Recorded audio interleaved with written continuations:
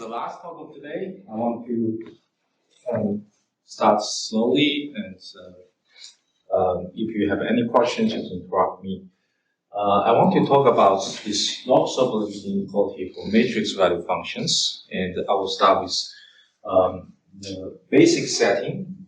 I think now the modern understanding for the Log-Sobolev inequality is that the standard framework is to use the Markov semigroup. So we consider we have some probability space.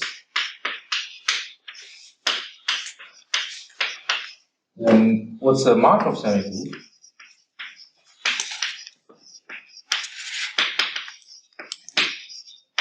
It's a one-parameter family of maps from the function space to itself, and is parameterized by parameter t, like the time, and is non-negative.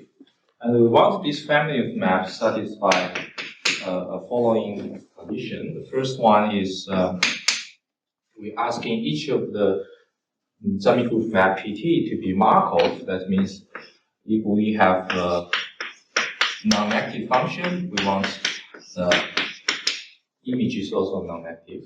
And also we want this map preserving the constant function 1. And that means that for each t, this is a Markov map. And also we want, we call it semigroup, we want for any 2 times t and s. If we compose the 2 semigroup map, we get the semigroup map at the sum of the time.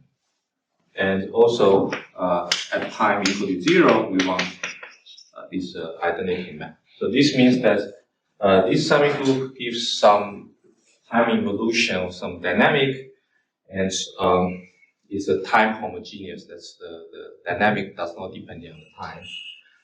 And then to be physical, we need some continuity. And for any f, if we look at the time evolution of the PTF for this particular function, we want this is continuous in some sense, and the standard one is to consider is continuous in L2. And this really gives the definition of what is called a Markov semigroup. It has many examples in the in mathematics. Typical one is to consider heat semigroup, which reflects the geometry of the underlying manifold. You can also consider a graph, take a graph of random walk. So it all fits into this definition. Throughout the talk, I will add one more assumption, is to called reversible, and now I want to be reversible to this particular measure. That means if we write the integral of a function just by the short notation of UF, and being reversible, we are asking for each t, the semigroup map is like a symmetric operator with respect to the L2 inner product for any FG in L2. And this is sometimes also called the detail balance condition. And once this is true, it will imply this U has to be an invariant measure of the semigroup map. And if such invariant measure is unique, we call it this system is ergodic.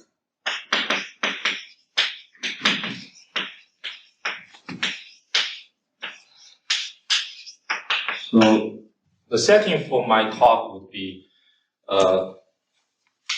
reversible ergodic Markov semigroup. And this is also the standard framework to talk about the Log-Sobolev inequality. So what's the Log-Sobolev inequality?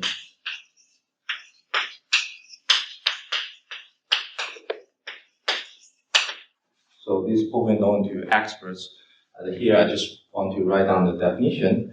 So it's taking the f squared log f for some L2 function, and then its integral, subtracting f squared, take the integral then of this f log f function of the integral or the expectation. On the right hand side, we have this u L f term. And what's this L? Here by the continuity, you can write the semigroup as the exponential of some generator. So here L is the generator. And then we may have this inequality satisfied for certain constants. So what this inequality means, the left-hand side, you can consider this is some entropy functional for the F squared. And the right-hand side is so-called the degree form, or the energy form. Energy form. Left-hand side is entropy. So it's two functional about functions. So this is also called functional inequality. It was first discovered or introduced by Gross in 1975, and he proved this one using for Gaussian measure, so using Gaussian on the Euclidean space. And then what's the generator, or what's the Hilbert form? This is just the standard expression of the integral of gradients, and as no two, which means that the generator has to be, let me write generator here, the adjoint of this gradient operator, but it is back to the Gaussian measure. So there is some first order term, and this is Laplace. And he introduced this inequality as an equivalent formulation to hypercontractivity, which is discovered earlier.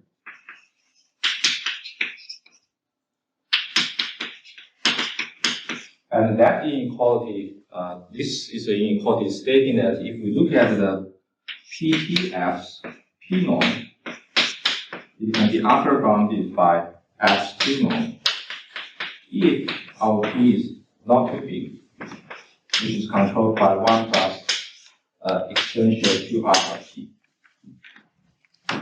And for this case, this is discovered by Nielsen. Some references already in 60s. And this semigroup is called the OU semigroup.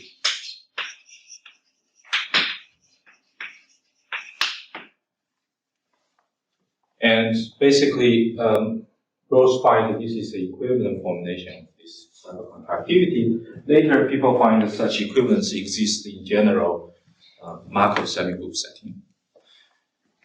And it turns out that these two inequalities, this equivalent pair, play an important role in the study of quantum for the Markov semigroup, which they actually even earlier has been discovered on hypercube.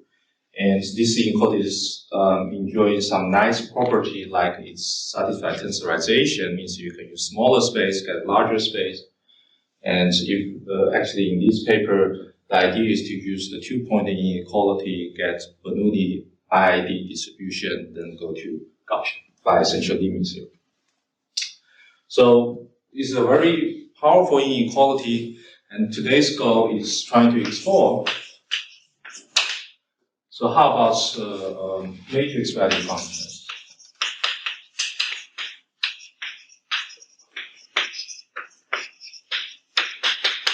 By that, I'm considering an F from this probability space taking value to some matrix, or just some matrix value random variable. So you may ask, why bother matrix value? So let me give two motivations. So the first one from my own research is that I care about quantum information, which studies quantum system modeled by matrix or operators. And in quantum information, people using a similar positive semigroup to describe dynamic of quantum systems. So In that case, you will have positivity preserving semigroup from matrix algebra itself. And it turns out that usually this type of space, since the matrix multiplication is not commuting to each other, so sometimes it's called non-commutative space. When you want to study non-commutative space, it turns out the matrix value function is very relevant. Firstly, you can consider this is the semi-classical, semi-quantum, because you have a matrix non-commutative component. Also is that if you find a proof working in this non-commutative setting, usually this proof also works for commutative setting, also works for this semi-commutative setting. So you really need to understand the commutative or matrix value things very well. Actually, if you think about the question that we are working on many analysis problem, and the commutativity is an algebraic property. So how many results will be affected if we give up the commutativity? So that's happening many problems if you're trying to study quantum systems. And also that's if you can say something about the matrix value function, it's very likely you have some good implication here. So it's very relevant to consider matrix from the quantum point of view. But in this audience, I know not everyone interested in the quantum information, so let me give you another motivation. So the other one is the matrix concentration.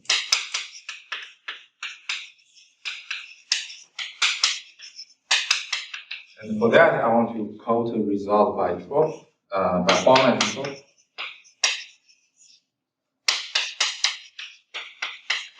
And the paper appeared in 2020. And they basically prove a sub-Gaussian estimate for matrix, random matrix concentration. And I will just state it the simplest results. If you consider x1 to xn, they are independent random variable, and take a value in MD, this matrix, and we also can assume it's self-adjoint matrix. And then they have a theorem saying the probability, and for simplicity, let's assume that each of these y has mean 0. This is not a radial restriction; you can always make it mean 0.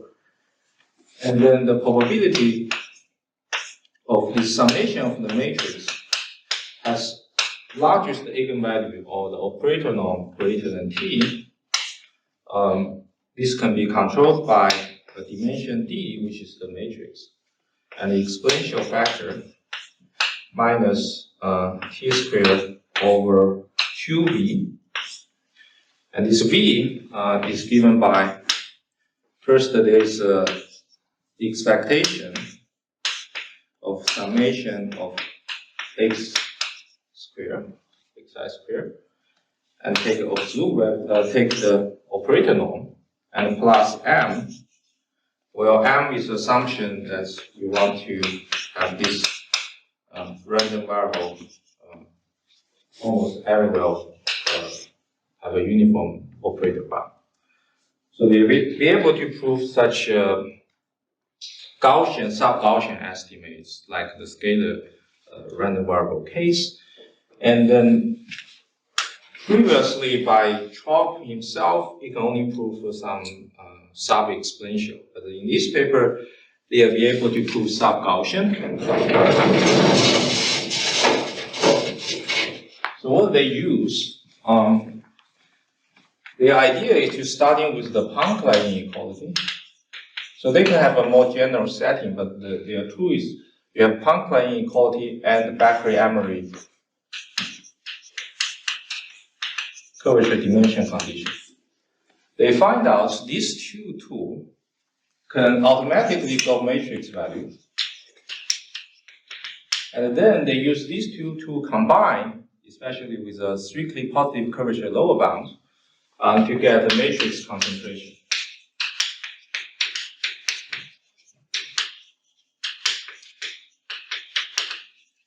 And in their introduction, they actually say that the more natural way is to use Log-Sobolev inequality derived matrix concentration.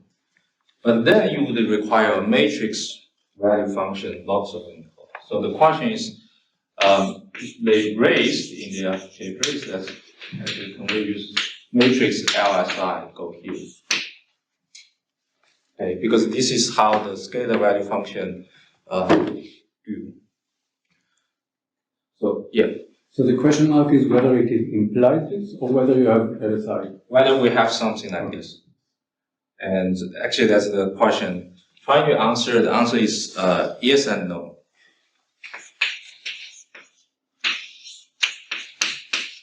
And I will start with the no.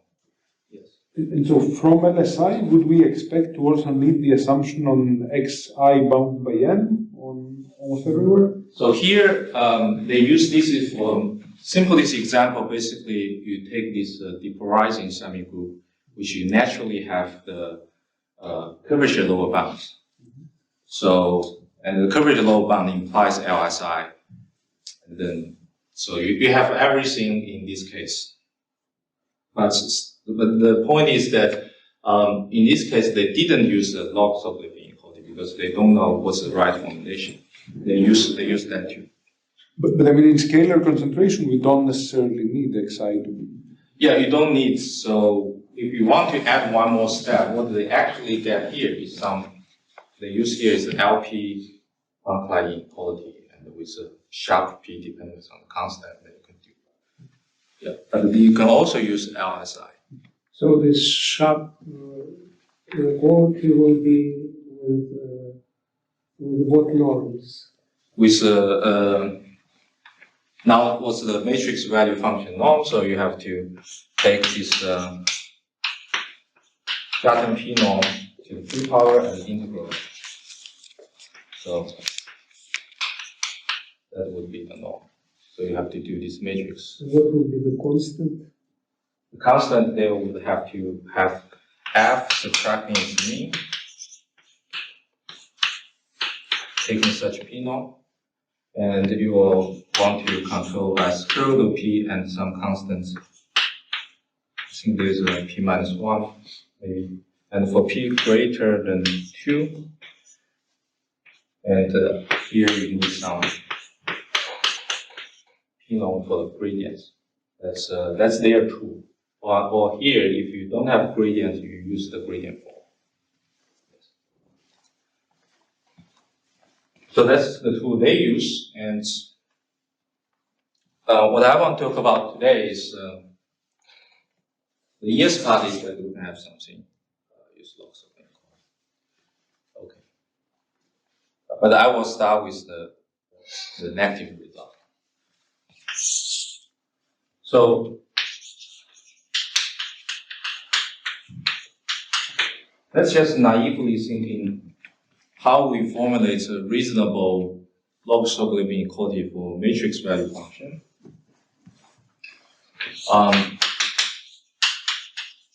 You have a matrix value function, you can still define its mean.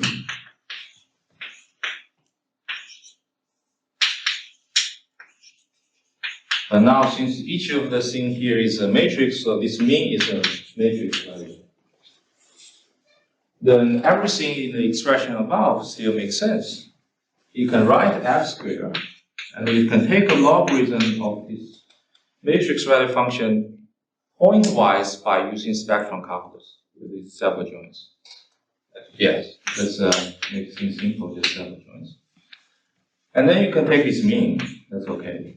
So what is MD and then what you wrote? S, no, next. Yeah. Several joints. Just make things simple, I can have just self-adjoints or self-adjoints. Each of this one is a self-adjoint operator. Self-adjoint matrix, sorry. Self-adjoint. Okay. Like a real function, So this still makes sense. And also for the other term,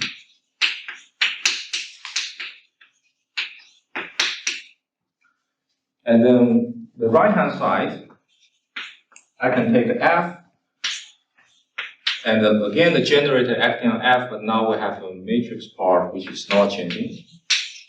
So it's actually identity on matrix algebra tensor the generator on f.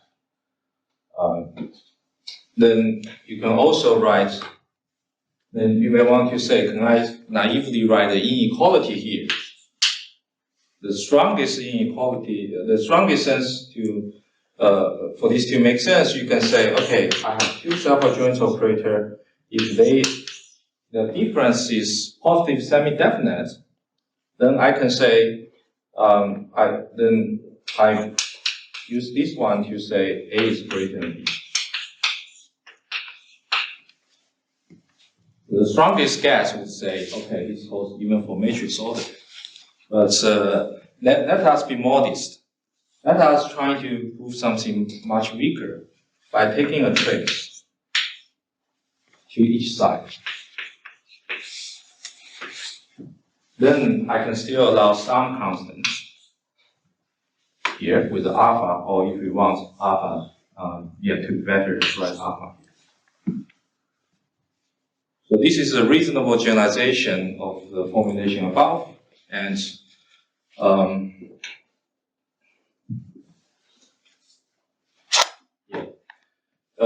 then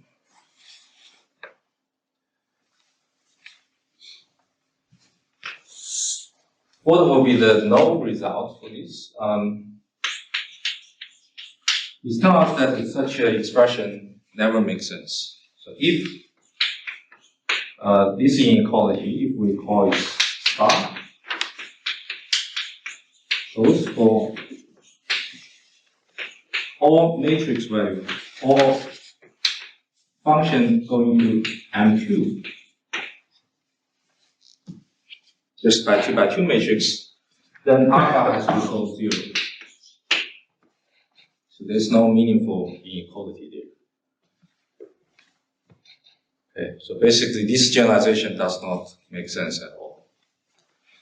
And this is not part of observation, which I can illustrate here.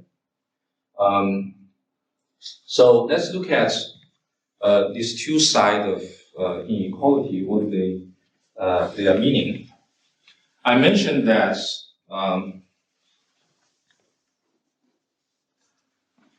the right-hand side for Log-Sobolev is the energy, so this you can still consider some energy. So by the way, if the matrix order inequality is true by taking trace, this is definitely weaker. But sorry, I don't see any alpha in the inequality star. Here, sorry. So it's a multiplicative constant, Okay. and both sides has to be positive. Alpha equals 0 is the you say nothing. So you can still consider this is a matrix value energy form. And what's this one? Now the mu f squared is no longer some only scalar. It's become a matrix. So you can consider this is something like something called the relative entropy. It measures how far f being a matrix value function is away from being a constant matrix value function, a function taking a constant matrix. So this is still carries similar meaning comparing entropy and energy. And now what we do is that you just need to spot a good perturbation. As you take a f delta and 2 by 2 matrix, 1 plus some parameter alpha, 1 minus some parameter alpha. So we have a fixed part is the diagonal, and we add the delta of some off-diagonal matrix. And here we want this one is the perturbation has mean 0. So H is some mean 0 function. Now with this perturbation, we just trying to see how these two asymptotically change. So if we look at the simplest one is this one.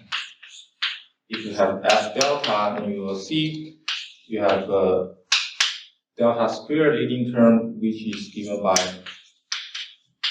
the energy form of the function, perturbation function h. And then you have low order term. And how about the relative entropy?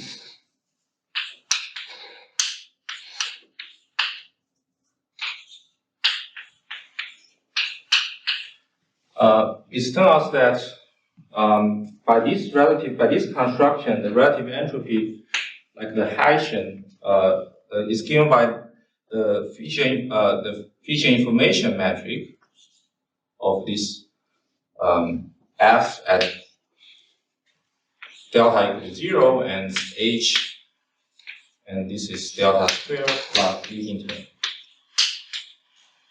And here, this is feature information metric has to take into account this is a matrix and this becomes it's not always commutative to its own family.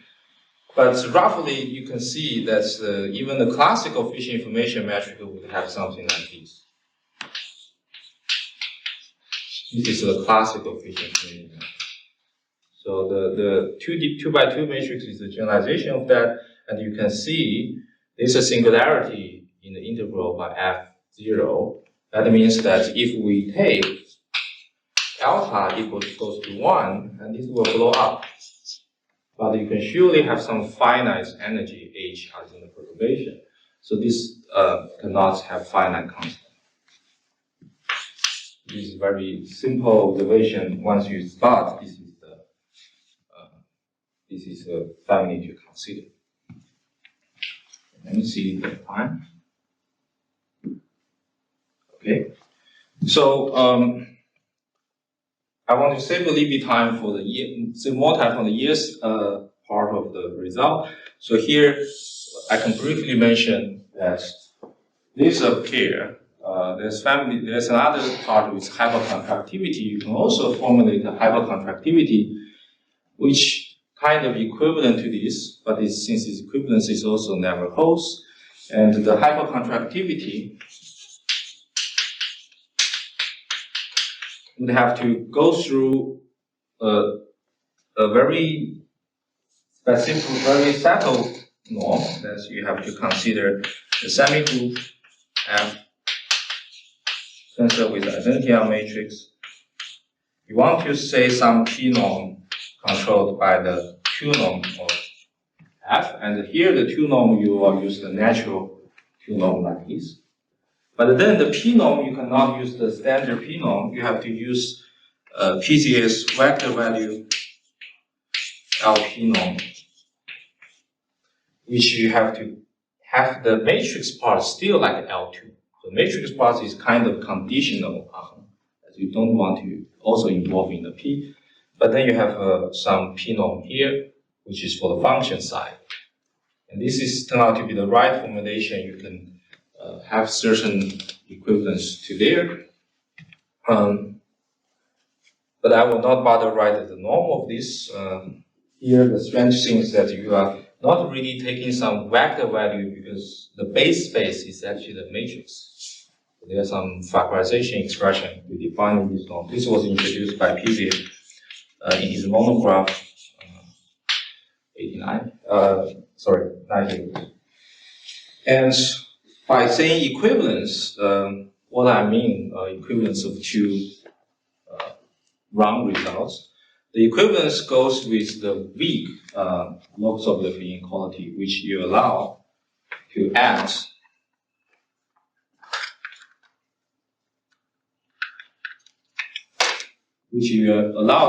some term to save this and square, and here you allow to add some exponential. I should not use these, I use beta. And the exponential 2 beta and 1 of p minus 1 of p. Of course, here p is, we want the p less than 1 plus exponential 2 alpha t. Okay. So if you allow this one, this inequality can hold for matrix value function. They have such equivalence, and this beta can be independent of matrix dimension. So in that case, in that sense, the weaker inequality can hold. And then in the scalar value case, there is a way to correcting such one to the strong one. It's by Rotov's lemma.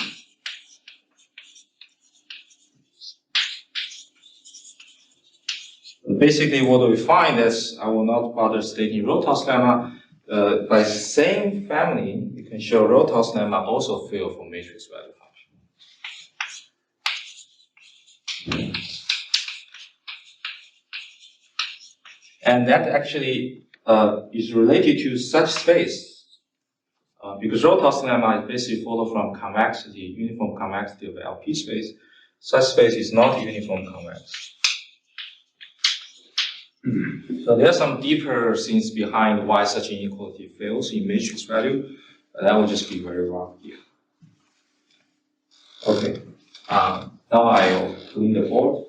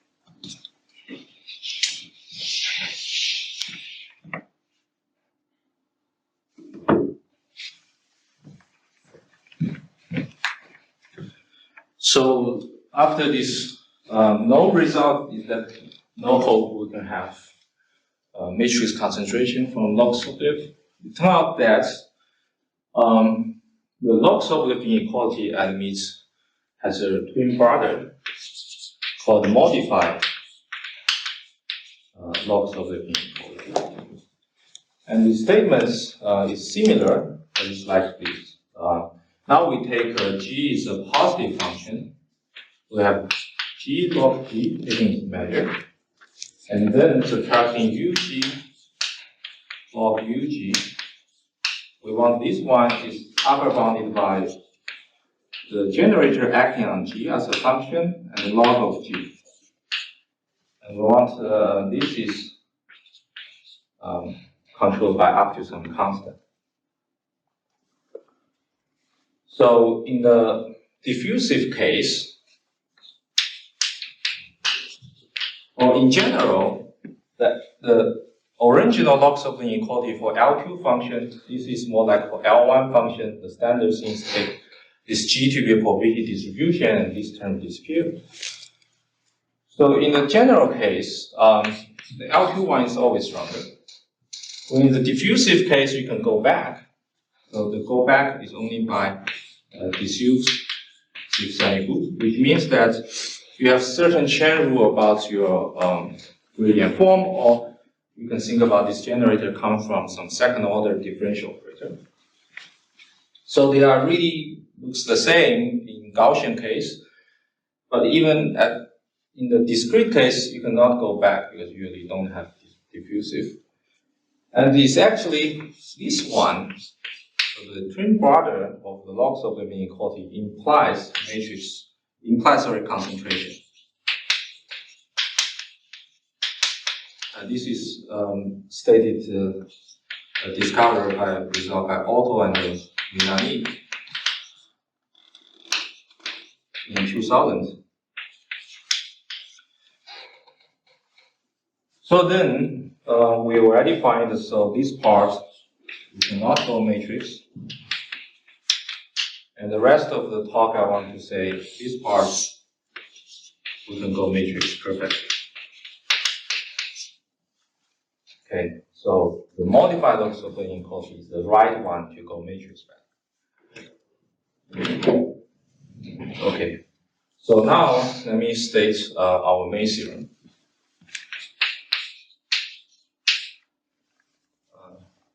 So that's again, we have this PT, which is U reversible ergodic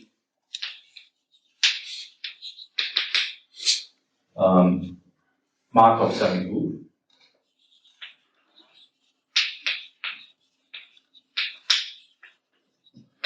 By being ergodic, then we know it has a unique invariant measure. So in the limits, if you take the limit of the time t, for every function, it will become a constant function. Let me write E, U, F, which is just the expectation of F times the constant function 1. So that's, with the ergodic assumption, this is the limit. Then we want to define a bounded mixing time, which is the smallest time t, such that the pt subtracting its limit map, which is this expectation map, output constant function. We want this difference in the ultra-contractive sense is small. That means it's L1 to L infinity norms. And we define this one, so then our theorem is, now if you consider a matrix value function of such an inequality,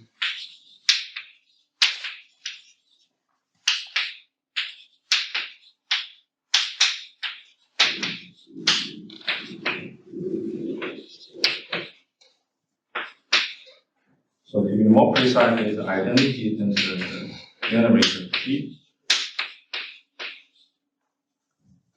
the natural log of G. So such inequality now can hold with taking trace. Some meaningful alpha. And then, moreover, this G just need to be taken as a G is positive function in the sense that G omega is positive semi-definite function, positive semi-definite matrix for any for omega almost zero. So G is some matrix value function, and actually this inequality can be imposed independent of the dimension D. So there's a constant, you can ignore the dimension of the matrix.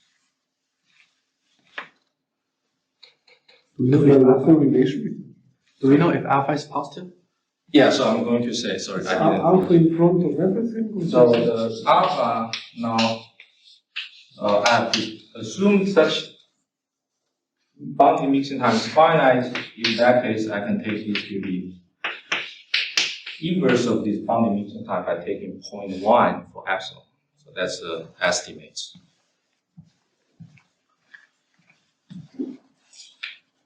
Okay, so that's basically says this matrix value inequality holds well even independent of matrix dimension for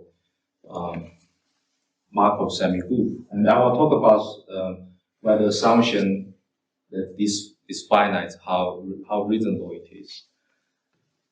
So any questions? So there's no dependence on D. There's no dependence on it. So this is a constant independent of D. It may be if you say I'm restricting dimension, I can get a better alpha, but this is independent for D constant. Let me illustrate a little bit what this theorem means. So first of all, So should the alpha should multiply the whole left-hand side or just yeah, the whole trace, yes, you are right. You are right. This entire thing together, okay, I'm going to explain that. So what's this what's this inequality means, like more from dynamic point of view, is that the left-hand side, you can think this is now entropy of G. And this inequality is equivalent to say, if now take the time evolution of this probability distribution, this has exponential decay. I use 2 alpha here, so let me have 2 alpha here. So that's the equivalent formulation of this modified Log-Sobolev inequality. Basically, it says entropy as a functional extension. So here we have similar things. This one can be considered as the relative entropy of the G to this expectation. And this inequality is saying, so let me call this double sum, or let me give it a name. We call it complete modified Log-Sobolev inequality. The reason for this word complete is that such a result independent of matrix, the matrix reference system dimension in operator space is called complete bounded norm. So we call it complete modified Log-Sobolev inequality. In short, let's just write CMSI. So this is to say such relative entropy has certain exponential decay.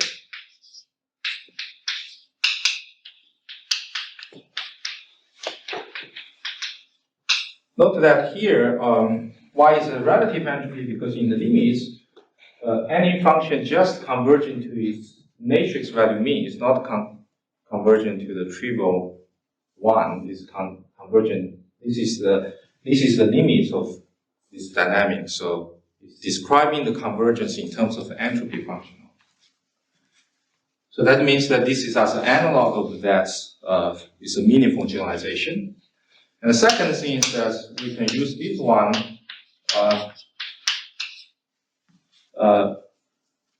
fulfill our goal of sub-Gaussian estimate.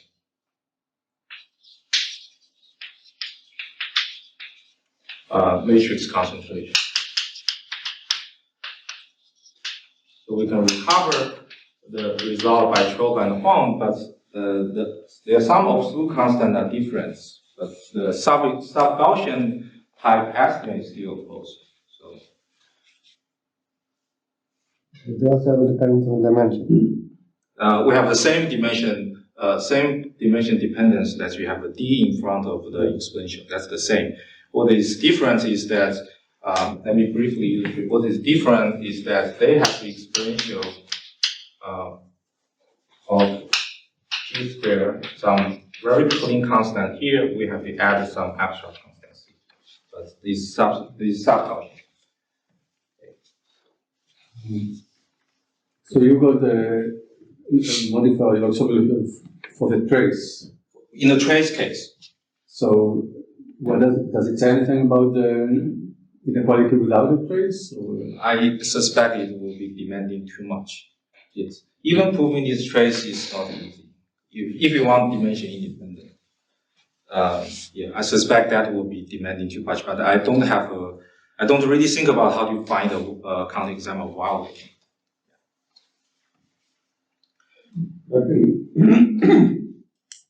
In measure concentration, you have norm, operator norm. Yeah. Bigger t is very fast, zero. So here the same. Yes. So this is we recover result just up to that constant. Yeah. Actually, we noticed the result after we finish this, and later by some email communication, we find that this answers there. But then this means, remember, that this TB of epsilon is always bounded in their setting? In a reasonable assumption. Yeah, let me talk about that. So, actually, this condition to imply Log-Sobolev inequality is not new from us. There's a classical result by Dichotomy, son of cos, back to 96. That's what they proved. If you look at the LSI constant, which we start from very beginning, then you can lower bound this one by this inverse of bounded mixing time, taking the natural constant -2. And then you can, as we mentioned, if you use this alpha to represent the optimal constant corresponding inequality satisfied, now you can have such a bound. And what our results say is that we cannot use this one, but then we can now replace this by this all matrix value constant. That's optimal constant satisfy this. And it's a lower bound in the same spirit, and this also compounds the scalar value curve.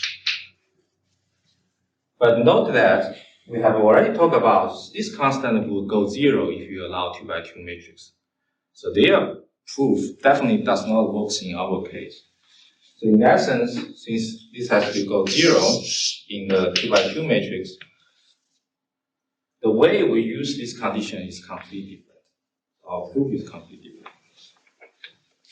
I think I still have a little time, so let me now illustrate the proof.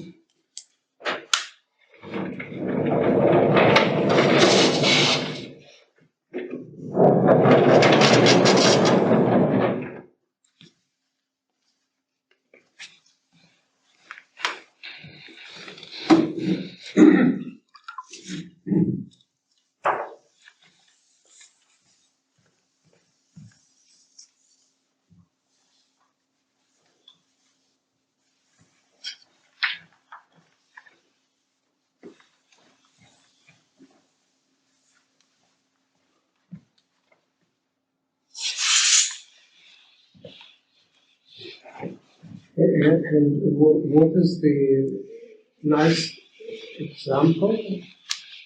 Semigroup matrices, matrix function. So you are saying example of this theorem?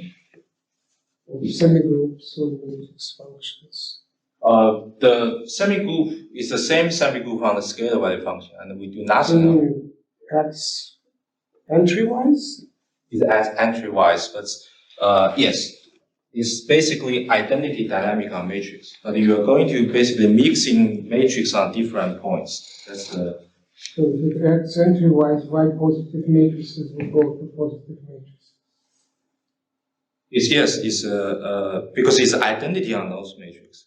If you are doing convex combination of positive matrix, then you still. Because the Markov map, you always think is kind of convex combination. Yes. Okay, maybe I say something about the corollary of this before the proof, just in case that I didn't manage to finish. So, what kind of example can this imply? First, since this is a workshop about the discrete space, so if this one is discrete,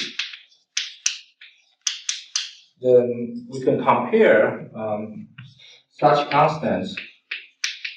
So this is standard, and then the standard thing is that you can put the gap here, spectrum gap, which is the exponential decay rate of L2 norm. And now we have the lower bounds, you have the gap here, and you lose something asymptotically log of the singularity of underlying measure. Since it's discrete, so you basically have u is ux on each x.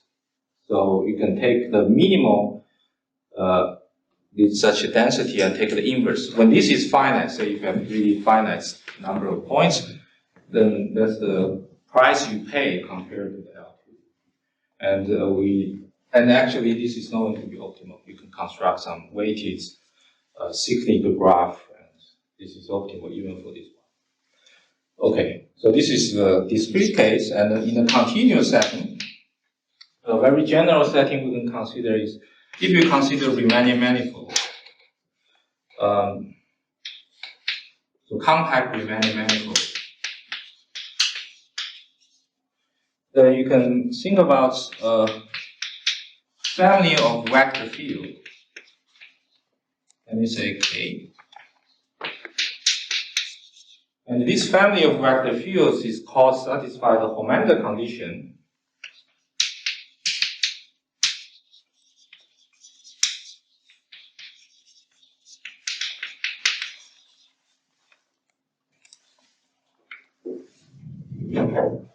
Momentum condition, if you take its iterated D bracket,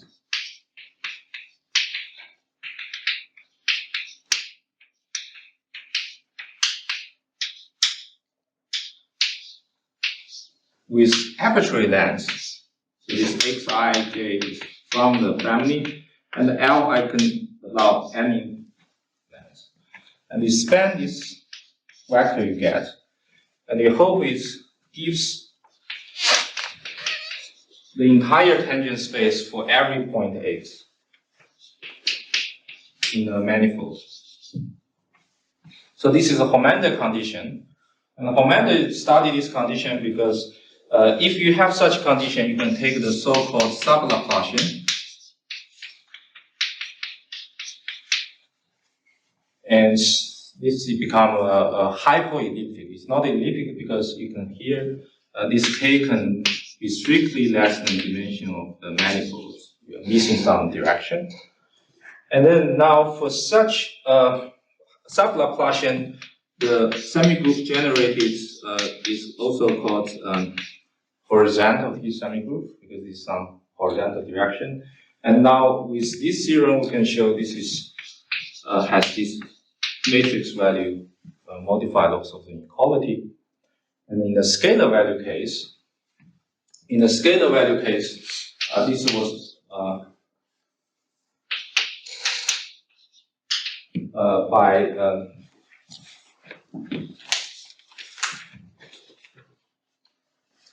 Lugivici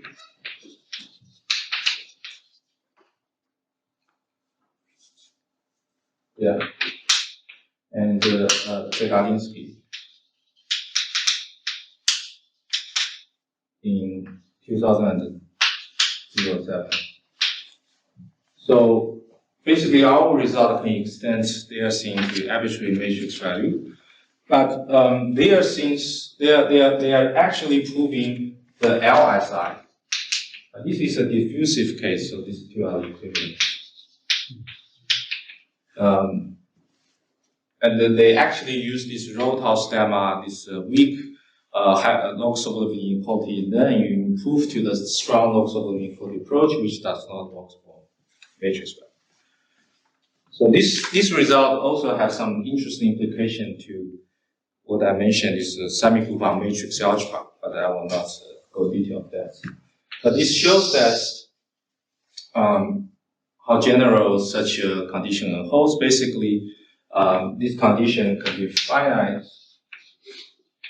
if you have first you have Plancke inequality, that you have the algebraic contraction, or the spectrum gap is positive, or if there exists a one time t, t0, and this PT map is L1 to L infinity bounded. A very reasonable assumption. This is just 1 point estimate. Okay. The 5 minutes left, I will just very quickly illustrate the proof. So, what's our approach? Our approach is actually just look at one. What one means, one is entropy contraction, one is entropy inequality. So our proof is information theoretic.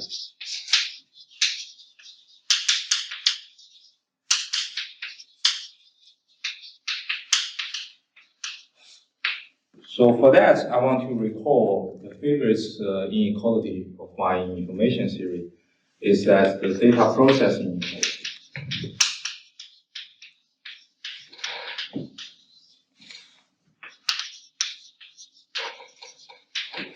So this inequality says that if you have a Markov map, then you apply this Markov map to Q probability distribution. It's always going to be contractive. So the name of data processing is to say that whenever you process data, you are not getting new information. The data can only become less distinguishable. And now, if we look at our PT map is Markov map.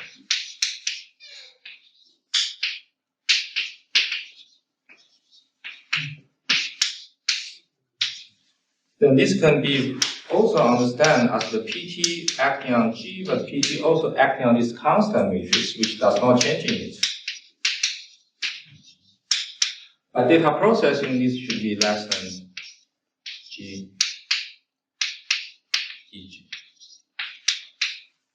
So what modified Log-Sobolev inequality says is actually improvements of data processing inequality. But it's a much stronger improvements, which is you have exponential decay than just contraction. So then what we are going to do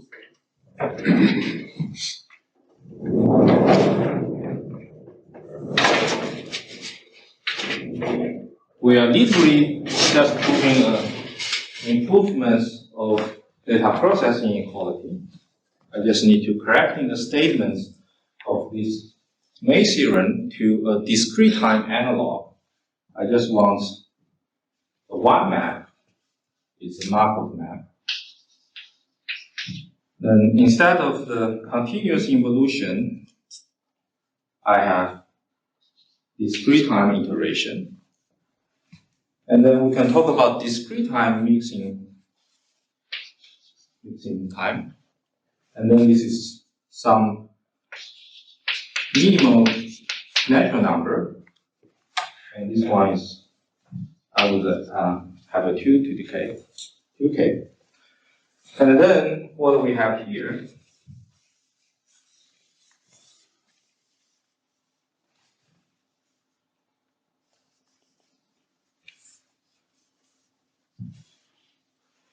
is if we have the P is just Markov map and actually is the identity on the matrix side and the Markov acting on the function side, the underlying space side. And then compared to the EG, this is always should be less than